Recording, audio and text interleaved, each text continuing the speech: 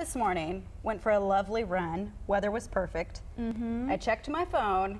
I think we received more than 200 emails, at least that's what I saw on my phone, talking about the earthquake. Oh yeah, well, the phones were ringing. We had people on Facebook asking what was going on, and here in Springfield, or at least here at the station, we didn't feel anything, but it was down across northern Arkansas, and we even got calls in from Branson talking about the earthquake that was felt this morning. Crazy. It was, and the good news with some of the earthquake reports is that it wasn't necessarily any big damage. I think it was more of a shock factor than anything because it's part of the country. We aren't normally talking about earthquakes. We're normally talking about the hot weather like we had today.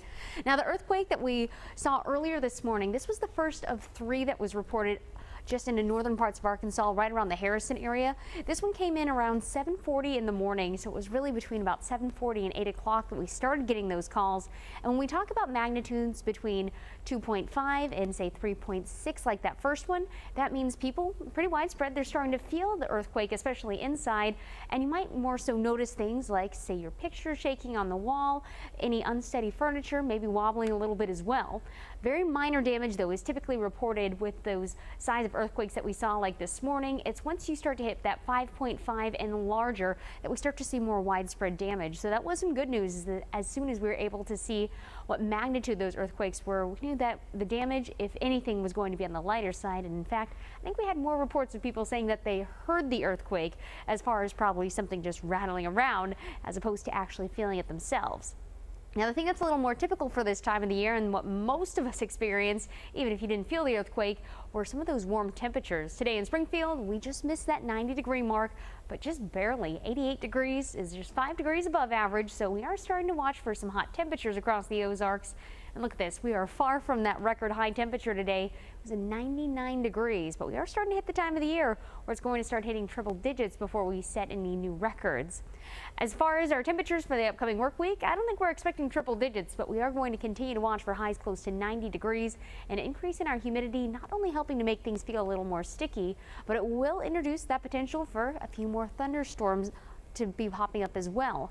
Here's how things are playing out for the future cast. I think by tomorrow morning we could see a few more clouds. Some of those will stick around through the afternoon, and when we combine the moisture, so those clouds we'll be seeing with heat from the day, we could start enough instability to maybe see an isolated shower or two.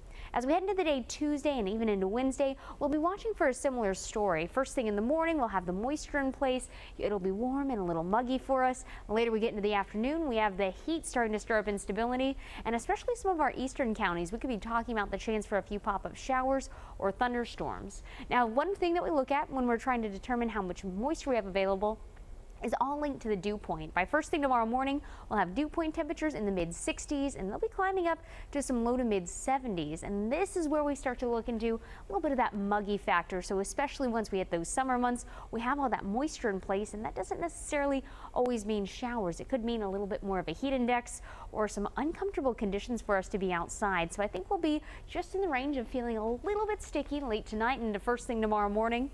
As far as another way that you can try and figure out about what range our dew point temperatures will be, well, the temperature never falls below the dew point. So first thing in the morning, you can look at those temperatures and it'll give you a feel for where those dew points will be later into the afternoon. I think tomorrow, just like we saw today, we're all going to be climbing up to right around 90 degrees. I think we might just miss that mark here across the Springfield area. We haven't seen 90 degrees reported just yet this season over at the Springfield airport. That's where we get our official numbers. Normally that first 90-degree day hits around the 13th of June, and actually I think we're going to be right on track to hit that 90-degree mark, right on track with average, but it will be paired with a chance for a few more thunderstorms. Looks good to me. Thank you so much, Liz. Next